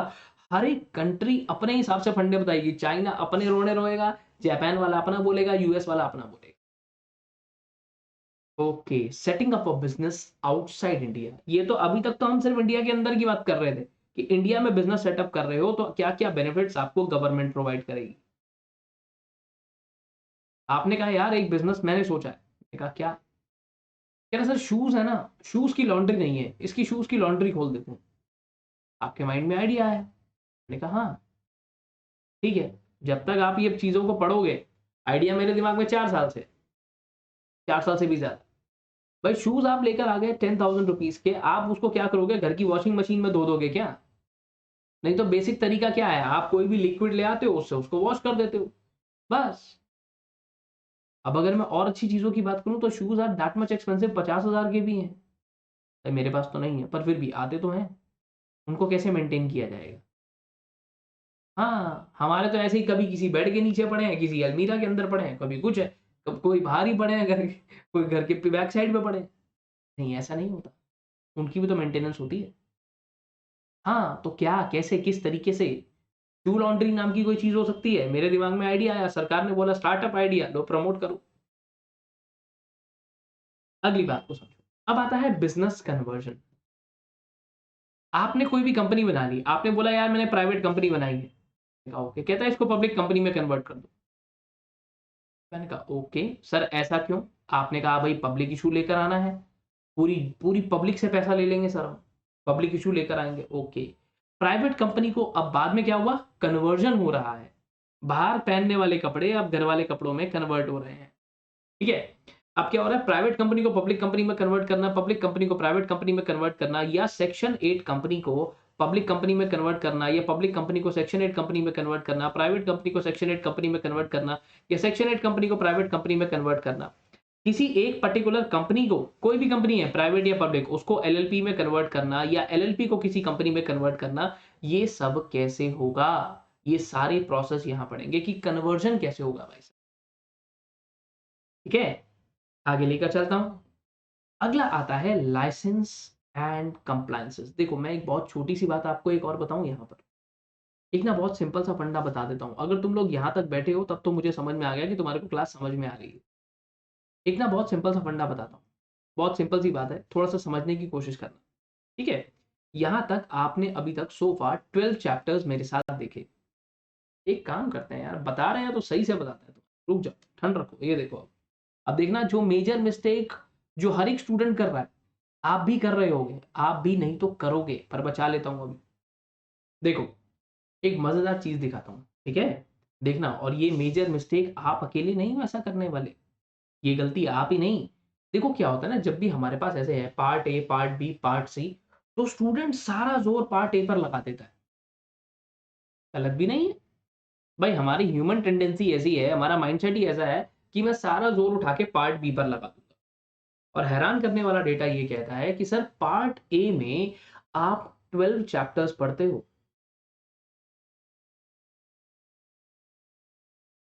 इनको कवर करने के लिए लगभग 300 पेजेस आप पढ़ेंगे। ये मैं अंदाजा बता रहा हूँ मॉड्यूल के हिसाब से, मैं अपने हिसाब से नहीं, मैं तो पेजेस भी चेंज कर दूंगा और बाकी चीजें भी चेंज कर दूंगा। कितने नंबरों के लिए? 40 मार्क्स के लिए। पूरा जोर लगा देंगे सर, यस, यस, पूरा जोर लगा देंगे। नेक्स्ट आता है कि अब जो हमारे मतलब पूरी एनर्जी यहां पर लगाई देनी है।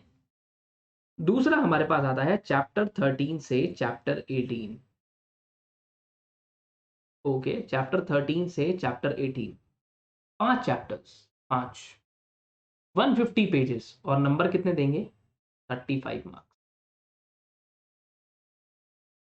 ये नहीं कह रहा हूं मैं कि पार्ट ए छोड़ दो, मैं खुद कुछ भी छुड़वाने में बिलीव नहीं करता, करना सब कुछ है।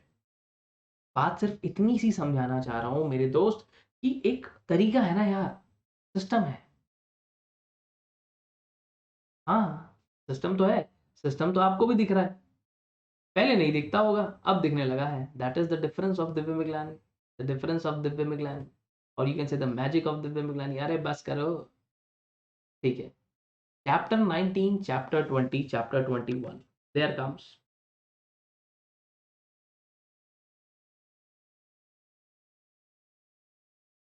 ये 3 चैप्टर्स आपको पार्ट सी में पढ़ने हैं sir, hardly hardly 70 pages maximum, इससे कम ही निकलेंगे नंबर ऑफ पेज, देख लेना। नंबर कितने दे जाएंगे? 25। यानी कि अगर मैं आपको कहूं, ये तो पैसे पहले बता रहा हूं, एंड में बताता हूं, ये बीच में कभी बोनस नहीं देता। Part B plus part C जिसको स्टूडेंट्स हल्के में लेते हैं, ये दोनों के लिए 220 पेजेस पढ़ने हैं, और नंबर कितने देने हैं हमारे को? ये 60 मार्क्स। पार्ट ए के लिए हमारे को, मैं ये नहीं कह रहा हूँ छोड़ना है, मेहनत करनी है, 300 पेजेस पढ़ने हैं, ठीक है? और हमारे को मार्क्स कितने दे रहा है ये? आपका फोकस दोनों साइड पे होना चाहिए, बट मैं सिर्फ इतना कह रहा हूँ, ज़्यादा कहाँ होना चाहिए। पार्ट ए आसान होगा, बहुत लोग ध्यान देंगे, कुछ ज़्यादा ही ध्यान देंगे और मज़ा आ जाएगा उसके बाद। क्या बात कर रहे हो सर? देख लो, आपके सामने ही है। भरोसा ना हो तो बुक खोल कर देख लेना। नंबर ऑफ चैप्टर्स जब मैं पढ़ाता हूँ तो मैं बीच में से कुछ चैप्टर्स को कट कर देता हूँ, पर मॉड्यूल से चेक करोगे तो भैया कुछ ऐसे ही पेजेस निकल कर आएंगे, थोड़ा बहुत ऊपर नीचे हो सकता है, बाकी rest of the things will remain same. ऐसा क्या? यस, और क्या? और क्या? और क्या होगा? वही होगा सर जो मंजूर खुदा होगा फिर, ये ठीक है। अब आगे लेकर चलता हूँ, ये गलती नहीं करनी है हमारे को कि हम, भाई फोकस तो तीनों पर रखना है, पर ये नहीं ओवर फोकस पार्ट ए पर कर दिया गया। अब कोई भी काम करो तो उसके लिए लाइसेंस लेना होता है, लाइसेंस लेना होता है, यस, रिक्वायर्ड लाइसेंसेस ऑब्टेन करने पड़ते हैं, जिस भी स्टेट में आप हो उस स्टेट के हिसाब से। चलो भाई, हम लोग ऑलरेडी बात कर रहे थे ना एक रेस्टोरेंट की, मोटू और पतलू की समोसे की दुकान की। तो आओ देख लेते हैं कि अगर हम लोग एक रेस्टोरेंट खोलने जाते हैं जहां पर भाई बार एंड रेस्टोरेंट दिल्ली में नॉर्थ प्लेस में काफ़ी है, तो क्या-क्या चाहिए होगा? सर, एफएसएसएआई का लाइसेंस आपको चाहिए होता है। शराब पिलाओगे वहाँ पर अगर, तो लिकर लाइसेंस आपको अलग से लेना पड़ेगा सर, ओके। हेल्थ लाइसेंस या ट्रेड लाइसेंस इसकी भी ज़रूरत पड़ती है from the concerned health department या म्युनिसिपल कॉर्पोरेशन, ठीक है? उसके अलावा जहाँ पर आप खाना, आई मीन अगर आप बिठाकर खाना खिलाते हो तो ईटिंग हाउस लाइसेंस ये अलग से होता है, ठीक है? Licensing police commissioner. कह रहा है उसके बाद अगर और आगे लेकर चलूँ तो शॉप एंड एस्टैब्लिशमेंट एक्ट का एक लाइसेंस होता है, वो लेना पड़ता है। क्या बात कर रहे हो सर? हम तो इतने सालों से खिला रहे हैं, हमने कुछ नहीं लिया कभी। सुनो मेरी बात, सुन लो। होता है, हम लोग मानते ही नहीं है ना, इंडिया में मज़ेदार बात तो यही है कि हम लोगों को मानते ही नहीं है, बाढ़ में जा, हम देख लेंगे अपने आप। कोई आएगा तो देख लेंगे। जीएसटी तो आपको लेना ही होता है, वरना क्रेडिट कैसे उठाओगे, फँस जाओगे। फायर डिपार्टमेंट का एक लाइसेंस होता है, मतलब वहाँ से लाइसेंस नहीं होता, एनओसी होता है जो आपको लेना होता है। भाई ठीक है, हमारे पास फायर से रिलेटेड सारे काम हमने करे हुए हैं। अगर लिफ्ट लगी हुई है तो लिफ्ट की क्लीयरेंस लेनी होती है, ओके। अगर गाना बजाना चल रहा है वहाँ पे तो म्यूज़िक का लाइसेंस होता है। म्यूज़िक का लाइसेंस क्या, वो तो ज़रूरत नहीं है, कॉपीराइट एक्ट का बस थोड़ा-सा ध्यान रखना, ठीक है। एनवायरमेंटल क्लीयरेंस, आप कुछ भाई गड़बड़ नहीं कर रहे हो, और उसके अलावा यार चलो इतना काफ़ी है यार, इतना काफ़ी, ठीक है, इतना काफ़ी है। तो अब थोड़ा और अगर डिटेल में देखें, कोई और बिज़नेस के बारे में बताऊँ? ये बिज़नेस के बारे में सर इतना कुछ पता कैसे चलेगा? अरे यार इतनी टेंशन मत लो यार। मेन ये बात होती है eating house licence, FSSAI licence और लिकर वाला, हेल्थ ट्रेड लाइसेंस, इनका खास ध्यान रखना बस। ये 4 मेन है, उनका ध्यान रखने की ज़रूरत होती है। तो कह रहा है सर अब एनवायरमेंटल क्लीयरेंस भी, और क्या खाना नहीं बनेगा तुम्हारे यहाँ पे, एनवायरमेंट की बैंड नहीं बजाओगे, प्लास्टिक यूज़ नहीं करोगे। बहुत सारे लाइसेंसेस लेने पड़ते हैं, डिपेंडिंग अपॉन क्या बिज़नेस आप कर रहे हैं। ये रेस्टोरेंट की बात बताई, और क्या होता है? और और क्या होता है? अच्छा, और देखो, स्कूल खोलते हैं कोई, स्कूल खोलते हैं। अब अगर आप स्कूल खोलने के लिए जाते हो तो मैंने क्या बताया था यहाँ पर आपको कि एक एनजीओ आप ओपन कर रहे हो। स्कूल का मतलब क्या है? एनजीओ, या तो ट्रस्ट बनाओ, सोसाइटी बनाओ या सेक्शन 8 कंपनी बनाओ सर, उसको सबसे पहले रजिस्टर करो। उसके बाद एक आपका होता है सर्टिफ़िकेट आता है जो आपका डायरेक्टरेट ऑफ एजुकेशन से, उसको लेकर आओ। सर्टिफ़िकेट ऑफ रिकॉग्निशन लेकर आओ म्युनिसिपैलिटी से कि आप रिकॉग्नाइज़्ड हो सर स्कूल खोलने के लिए। आपको ऐसे चोर उचक्के नहीं हो, बच्चे उठा के भाग के ले गए तो।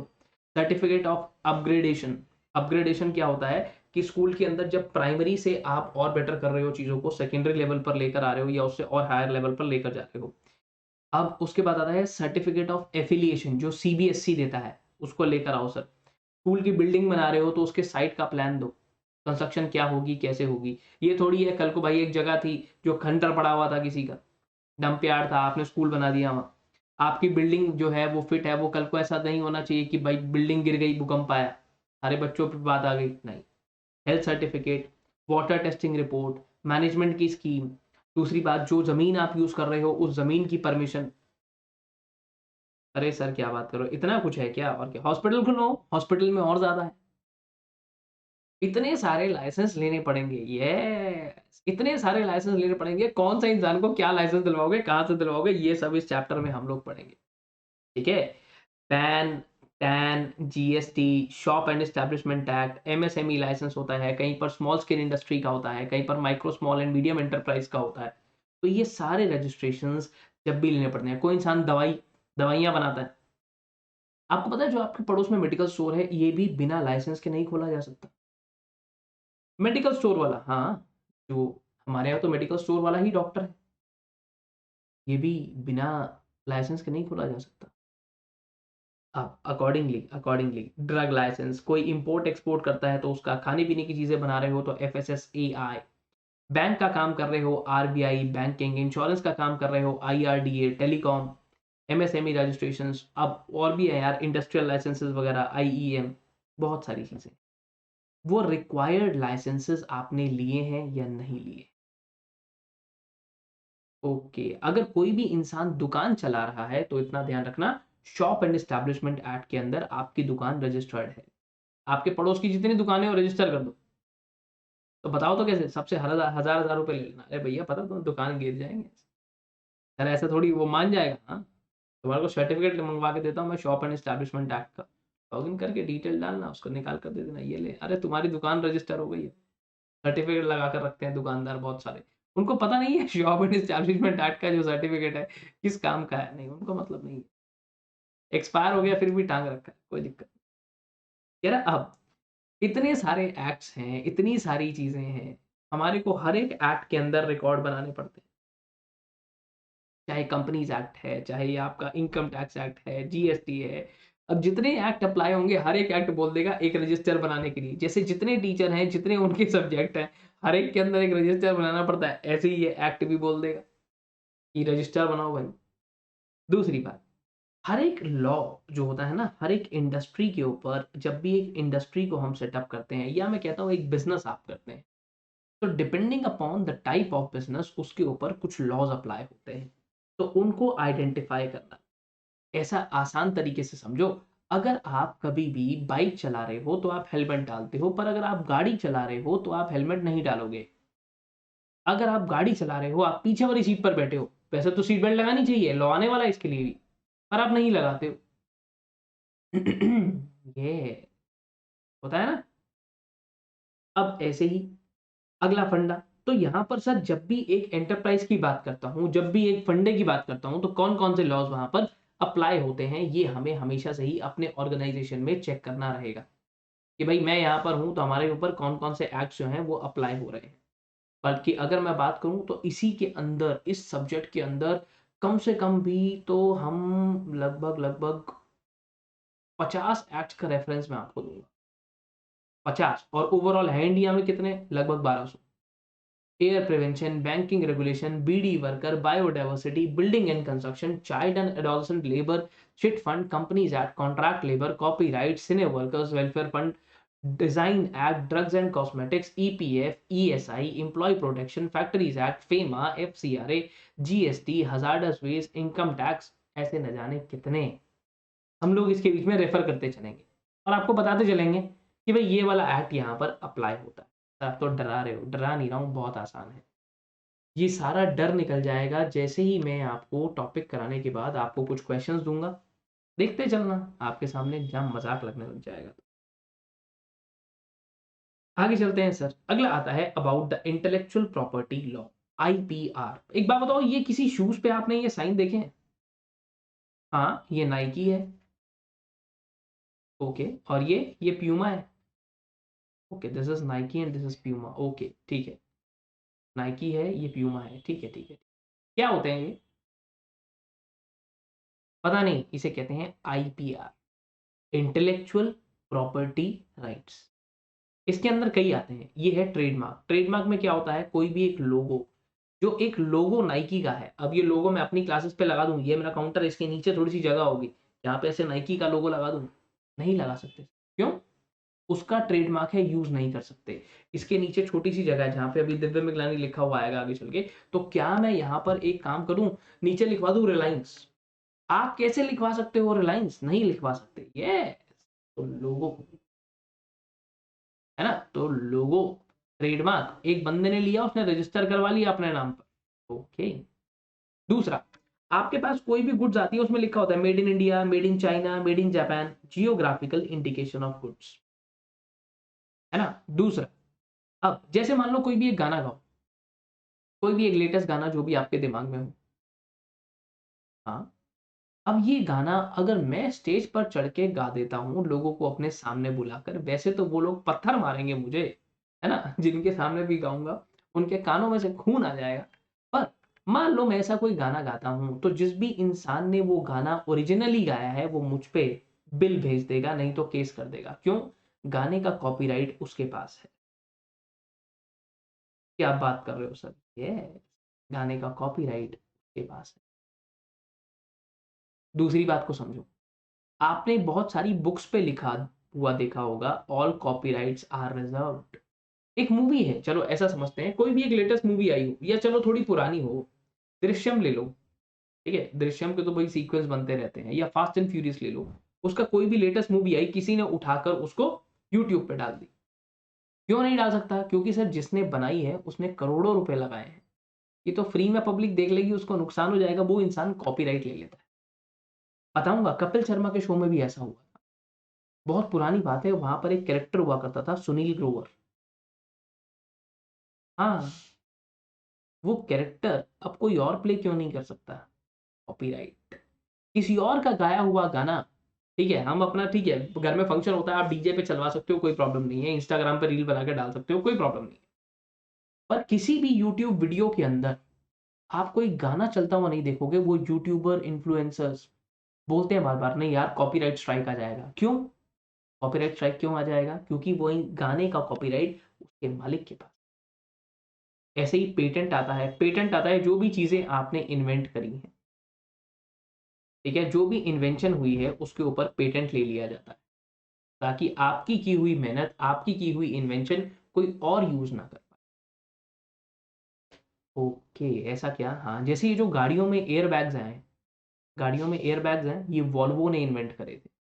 वो लोग चाहते तो पेटेंट ले लेते, पर उन्होंने पब्लिक सेफ्टी में छोड़ दिया इसको। ओके, कि सारी गाड़ियाँ सेफ बनेंगी। Volvo is the safest car in the world. आज तक एक भी इंसान की डेथ उस गाड़ी में नहीं हुई है। XC90 मॉडल की मैं बात कर रहा हूँ, महँगा बहुत है। उसको लेने में ही बंदा मर जाए, वो बात अलग है। देखो, तो ये सब चीज़ों के बारे में भी बात करेंगे कि कौन-सा लोगो क्या है। सिर्फ़ अब भाई नाइकी के ऊपर हमारे इंडिया में पता है क्या है, कॉन्सेप्ट कैसा है कि ये एक टी-शर्ट है मान लो, वैसे तो लगेगी नहीं ये तुम्हारे को कि ये एक टी-शर्ट है, क्योंकि मैं बना रहा हूँ। सर लग रहा है ये हमारे को एक टी-शर्ट है, लग रहा है? ठीक है। अब ये टी-शर्ट ऐसी है, अगर मैं इसको ₹100 में भी बेचूँगा, ठीक है, कोई नहीं खरीदेगा, है ना? आप कहोगे यार इतना क्या है, इतना क्या है? अब इसके ऊपर मैं ये लोगो लगा देता हूँ नाइकी का, सुंदर रेड कलर का लोगो लगा देता हूँ और नाइकी हो गया। अब मैं इसको अगर डिस्काउंट में बोल के 600 का भी बेचूँगा तो भी पब्लिक भाग के लेगी। ये होती है एक आईपीआर की वैल्यू। हाँ, नींद आ रही है हमारे को अब, नींद आ रही है तुम्हारे को? क्या बन रहे हो फिर, डोरमेंट कंपनी या वो वाली इनएक्टिव? भाई जो भी समझ लो अब आप। अब आता है लेबर लॉस। आपके यहाँ पर सर डेफ़िनिटली सारा काम आप खुद तो करोगे नहीं, लेबर काम कर रही होगी आपके यहाँ पे। जब भी बिज़नेस को सेटअप करोगे तो लोग आपके लिए काम कर रहे होंगे, तो उनके ऊपर ये बहुत सारे एक्ट्स अप्लाई होते हैं। पर मुझे अभी भी समझ नहीं आ रहा, इनमें से बहुत सारे एक्ट्स ऐसे हैं जिनका किस्सा खत्म हो चुका है और नया एक्ट आ चुका है, कोड ऑन वेजेस। वो एक्ट पढ़ाना चाहिए आपको, पर कोई बात नहीं, जब तक ये पढ़ा रहा है तब तक ये पढ़ेंगे, जैसे ही चेंज हो जाएगा ऑटोमैटिकली बिना आपके कहे कोड ऑन वेजेस एक्ट हम लोग अप्लाई कर देंगे।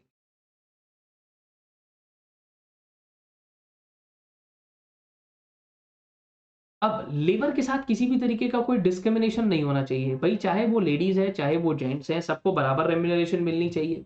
ऐसा ही नहीं होना चाहिए उसने काम कर लिया, पूरे महीने से काम कर रहा है, मा उसके बाद काम करने के बाद पैसे लेने आता है, तो आप उसको पैसे नहीं देते हो। पेमेंट ऑफ वेजेस एक्ट, कम से कम इतने पैसे तो मिलने ही चाहिए, मिनिमम वेजेस एक्ट। कोई भी इंसान काम कर रहा है तो। अब हर एक इंसान को जो भी काम कर रहा है उसे एम्प्लॉयी स्टेट इंश्योरेंस मिलना चाहिए। अब वो इंश्योरेंस महँगे वाला तो नहीं ले सकता, तो सरकार ने ईएसआई बना दिया और ईएसआई हॉस्पिटल भी बना दी। इसको हिंदी में कुछ और कहते होंगे, आपके घर के पड़ोस में भी होगा एक। ईएसआई हॉस्पिटल, हर महीने पैसे कटते हैं, इंश्योरेंस में कंट्रीब्यूट होते हैं, कोई भी प्रॉब्लम आती है ईएसआई हॉस्पिटल में जाके अपना ट्रीटमेंट करा लो। उसके बाद payment of bonus, payment of gratuity, payment और प्रोविडेंट फंड। प्रोविडेंट फंड सुना है? हर महीने पैसे कटते रहेंगे सर, कटते रहेंगे और फाइनली आपको जाके आपके बुढ़ापे में पैसे मिलेंगे। ओके, हर महीने पैसे कटते रहेंगे। हाँ, हर महीने आपकी सैलरी जो भी बेसिक पे होती है उसका 12% कटता है और that is contributed to a provident fund, private provident fund और पब्लिक प्रोविडेंट। ओके, और जब आप रिटायर हो जाओगे या उससे पहले भी उसको निकलवा सकते हैं। अगला आया पेमेंट ऑफ बोनस। अब मजदूरों को बोनस मिलेगा, जो मजदूरों को क्यों, एम्प्लॉइज को बोनस मिलेगा, आई एम सॉरी। कितना?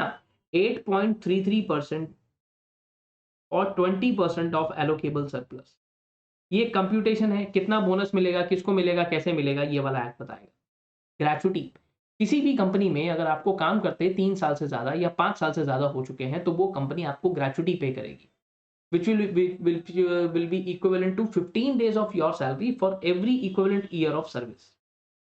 15 दिन की सैलरी, जी हाँ, जी हाँ, हर साल की 15 दिन की सैलरी, जितने साल आपने उनके यहाँ पर काम किया है उतने साल।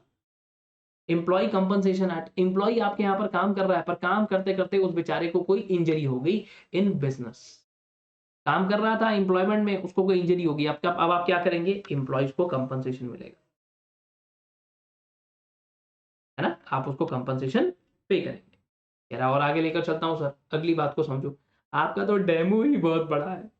इंडस्ट्रियल डिस्प्यूट हो जाता है, ट्रेड यूनियन हो जाती है, ठीक है। कोई भी मान लो कोई भी बच्चा अगर काम कर रहा है तो उसको काम करने से मना किया जाता है, लेस देन 14 ईयर्स अलाउड ही नहीं है। Maternity benefit when a lady is pregnant, maternity benefit act apply हो जाता है। अगर there are certain people with disabilities तो उनको ये नहीं है भैया कि उनको चांस नहीं मिलेगा, they will be given equal opportunity and protection of rights as well. अगर कोई डिसेबल्ड है तो इसका मतलब ये नहीं है आप उसको आई मीन अप्लाई नहीं करने दोगे या आप उसको काम नहीं करने दोगे। इनफैक्ट आप उनसे काम भी लोगे, उनको बराबर सैलरी भी दोगे और उनके राइट्स का भी ध्यान रखोगे, उनको स्पेशल केयर भी प्रोवाइड करोगे। Okay, and next is prevention of sexual harassment of women at work place. तो ये वाला एक्ट भी आया था 2013 में, इसको भी पढ़े। पर जल्दी जल्दी आगे ले गया हूँ क्योंकि ऑलरेडी क्लास काफी बड़ी हो गई है और इसमें से तो इस क्लास में से तो कुछ आना भी नहीं है यार। आगे ले चलता हूँ। इन्वायरमेंटल लॉ, देखो जरूरी नहीं है कि आप जहां पर काम करते हो उसके अंदर से भाई डेफिनेटली आप कुछ ऐसा काम कर रहे हो जिससे इन्वायरमेंट को लॉस हो रहा है। आप कह रहे हो ना मैं भाई मेरी तो छोटी सी दुकान है सर, ठीक है, मेरी तो छोटी सी दुकान है, मैं क्या ही बिगाड़ लूंगा बताओ, मेरी तो ये दुकान है, इसके अंदर क्या धुआं निकलेगा, क्या मैं पानी वेस्ट करूंगा, क्या मैं कुछ करूंगा। मैंने कहा नहीं नहीं नहीं, तुम्हारे पास जितना ये सामान है, मैंने कहा ये सामान तो थैलियों में है ना, ये प्लास्टिक में है। कह रहा हाँ तो मैं क्या करूं इसके लिए, ये तो कंपनी बनाकर भेज रही है पीछे से ऐसा। कह रहे कोई बात नहीं है, कोई बात नहीं। अगर आपने जब भी बिजनेस सेटअप करा तो water pollution act, air pollution act, environmental protection act और पब्लिक लायबिलिटी इंश्योरेंस एक्ट, इनका ध्यान रखना पड़ेगा।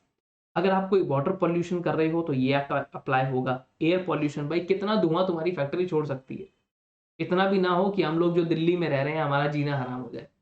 दूसरा, इन्वायरमेंट को कितना, इन्वायरमेंट को भाई ऐसा तो नहीं है कि आप पेड़ काट रहे हो, सर पेड़ नहीं काटेंगे तो फिर पेपर कहाँ से आएगा। हाँ, पेपर कहाँ से आएगा, पेपर रिसाइकल करते हो, रिसाइकल करते हो पेपर को। हाँ तो बस ठीक है। पब्लिक लायबिलिटी इंश्योरेंस, आपने भोपाल गैस ट्रेजेडी नाम का एक किस्सा यहाँ पर सुनाऊंगा। वहां पर लोग अपनी फैक्ट्री में काम कर रहे थे पर काम करते करते ही क्या होता है, काम खराब हो जाता है, एक गैस लीक होती है, हजारों लोगों की, कुछ 100 लोगों की जान चली जाती है और हजारों लोगों को इंजरीज हो जाती है। भोपाल गैस ट्रेजेडी, आप तो काम कर रहे हो, आपके यहाँ पर सिलेंडर फटा, सब आस पड़ोस में सारी पब्लिक की जान चली या इंजरीज हो गई। Public liability insurance. अब मान लो ऐसा कुछ हो रहा है, ठीक है, एक इंसान है पेड़ काटता जा रहा है और जिस हिसाब से हमारे यहाँ पर जुडिशरी है, जिस हिसाब से हमारे यहाँ पर कोर्ट है, भाई साहब 5 करोड़ के आसपास केस पेंडिंग हो गए हैं, एक केस को रिजॉल्व होने में 10 साल लगते हैं, सीट्स पर जजेस नहीं है। तो ये सब चीजों से क्या हो रहा है, कह रहा सर हमारे को चाहिए कहीं पर स्पीडी डिस्पोजल ऑफ केसेस। तो बस इन चीजों के अंदर स्पीडी डिस्पोजल के लिए लाया गया था एनजीटी, नेशनल ग्रीन ट्रिब्यूनल। जब भी कहीं भी वर्ड ट्रिब्यूनल सुनोगे ना, तो मतलब वो एक स्पेशल कोर्ट है जो लेकर आया गया है, जिसका काम ही है स्पीडी डिस्पोजल ऑफ केसेस, जो केसेस को फटाफट सॉल्व करने के लिए लाया गया। अब अगर कोई भी इन 3 एक्ट से रिलेटेड कोई भी काम आ जाता है, तो एनजीटी पे ट्रांसफर करते हैं और एनजीटी उसको फटाफट से फटाफट सॉल्व करने की कोशिश। कहीं ऐसा ना हो भाई आपके यहाँ से धुआँ निकल रहा है, एनवायरनमेंट की बैंड बज रही है, सारा एनवायरनमेंट के अंदर धुआँ-धुआँ कर दिया आपने। आप कोर्ट चले गए, कोर्ट ने बोला ठीक है आपको 15 दिन बाद की डेट मिलती है। तब तक तो भाई पूरा का पूरी जो सिटी है उसको भाई परेशान कर दोगे तुम लोग। या तो एनजीटी है sir, for speedy disposal of cases. Last में हमारे पास आता है डोरमेंट कंपनी। डोरमेंट कंपनी में मैंने जैसे अभी बताया आपको ऑलरेडी, जहां पर आपने क्या किया है, आप ऑलरेडी सर बिंदास बैठे हो। अच्छा, आपने कहा एक कंपनी है जिसके अंदर पापा कहते हैं बड़ा नाम करेगा, कल को जाके ये बड़ा नाम करेगा, तो आज ही प्रॉपर्टी ले ली।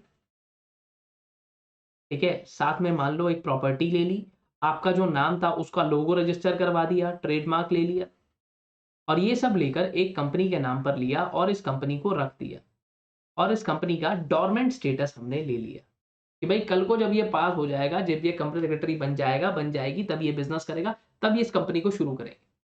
तो आज ही प्रॉपर्टी ले ली, सस्ते में मिल रही थी, आज ट्रेडमार्क मिल रहा था, कल को हो सकता है आपको जो लोगो अप्लाई करना है वो लोगो ही ना मिले कहीं से। ओके, प्रॉपर्टी, ट्रेडमार्क, ये सब चीज। कह रहा अब अगली बात को समझो सर। मैंने कहा हाँ, बताओ। कह रहा अगला फंडा ये है कि अब ये कंपनी को हम डोरमेंट कर सकते हैं और कब इसे डोरमेंट से एक्टिव कर सकते हैं, कब ये एक्टिव से डोरमेंट कर सकते हैं, कब डोरमेंट से एक्टिव कर सकते हैं। अब ऐसा एक और समझो, मान लो कि हमारे स्कूल में, मान लो एक स्कूल है जिसके अंदर एक स्टूडेंट है जिसने एडमिशन लिया है पर वो स्कूल में ही नहीं आता है, एब्सेंट लगती जा रही है, लगती जा रही है, 1 साल हो चुके हैं, 2 साल हो चुके हैं, क्या होगा? सर स्कूल वाले उसको उसका नाम हटा देंगे स्कूल में से। यस, उसके एडमिशन को कैंसल कर देंगे। ऐसे ही कोई भी अगर एक कंपनी है या एलएलपी है जो आरओसी के पास अपनी रिटर्न्स को फाइल नहीं करती, तो आरओसी क्या करता है, उसके नाम को स्ट्राइक ऑफ कर देता है, उड़ा देता है कि हट भाई आज के बाद तू कंपनी नहीं है। सीधी सी बात है भाई, आपने एडमिशन लिया एक जगह पर, आप वहां जाते ही नहीं हो, तो क्या करेंगे, स्ट्राइक ऑफ, कि चलो भाई आज के बाद इस भाई साहब को नमस्कार, आदाब, राम राम। ओके, अगला आता है winding up corporate insolvency resolution process, liquidation and winding up. Part A में तो ये देखा कि बिजनेस को स्टार्ट कैसे करना है, अब यहाँ पर जो फंडा है ये बताएगा कि बिजनेस को क्लोज कैसे करना है। बहुत सारे लोग हैं जिनके पास पैसे ही नहीं है, मेहुल चौकसी, नीरव मोदी, विजय माल्या, क्रेडिटर्स सामने खड़े हैं, पैसे ही नहीं है देने के लिए। ओके, तो इसे हम कहते हैं बैंकरप्सी। अगर इंडिविजुअल है तो मैं बोलता हूं कि वो बैंकरप्ट हो गया, अगर कोई कंपनी है तो मैं बोलता हूं कि वो इंसॉल्वेंट हो चुका है। अब पैसे ही नहीं है सर, सामने वाले से पैसे लेने हैं, लोग कहते हैं इस कंपनी को बंद करो वरना ये तो और पैसा खाती जाएगी। आपके दिमाग में एक और इंसान का नाम आ रहा हो, और उसके साथ ऐसा नहीं है, बिजनेस बहुत स्ट्रांग है उसका। बैंकरप्ट या इंसॉल्वेंट हो गया, कह रहा ओके अब इसके पास पैसे नहीं है देने के लिए, क्या करें, कह रहा इंसॉल्वेंसी एंड बैंकरप्सी कोड 2016 ये आएगा और ये बताएगा कि भाई इसके पास तो पैसे ही नहीं है, सब लोग अपने बिल लेकर सामने खड़े हैं, क्या किया जाए। ये सारी चीजें कैसे सॉल्व होंगी, अब ये इंसान इन सब बिल को पे कर पाएगा या हम इसकी कंपनी को क्लोज कर दें, क्या करें क्या ना करें, ये सब इस पोजीशन पे आकर हम लोग पढ़ेंगे। मैंने जो बताना था एंड में जरूर जल्दी जल्दी थोड़ा सा बताया है, बट इतना ध्यान रख लेना कि चीजें बहुत हैं पढ़ने के लिए, पार्ट बी और सी पर फोकस बनाए रखना। बल्कि मैं तो कहूंगा अगर आप रिपीट कर रहे हो वो चीजों को, आप पहली बारी नहीं पढ़ रहे, पहली बारी नहीं पढ़ रहे, आपने अटेम्प्ट दिया था, कोई बात नहीं, सक्सेसफुल नहीं हो पाए, कोई बात नहीं, बी और सी को पहले पढ़ो, ए को बाद में रिवाइज करना, ये स्टैंडर्ड अप्रोच है रिवाइज करने की। ठीक है, बी और सी को पहले रिवाइज करेंगे, ए को बाद में देखें। चलिए भाई दैट्स इट, इसी के साथ होती है दोस्तों हमारी ये वाली क्लास खत्म। For admissions you can contact at the number which has been given, and apart from that अगर कुछ नहीं समझ में आया हो तो टेंशन मत लेना, पहली ही क्लास में you will get my number.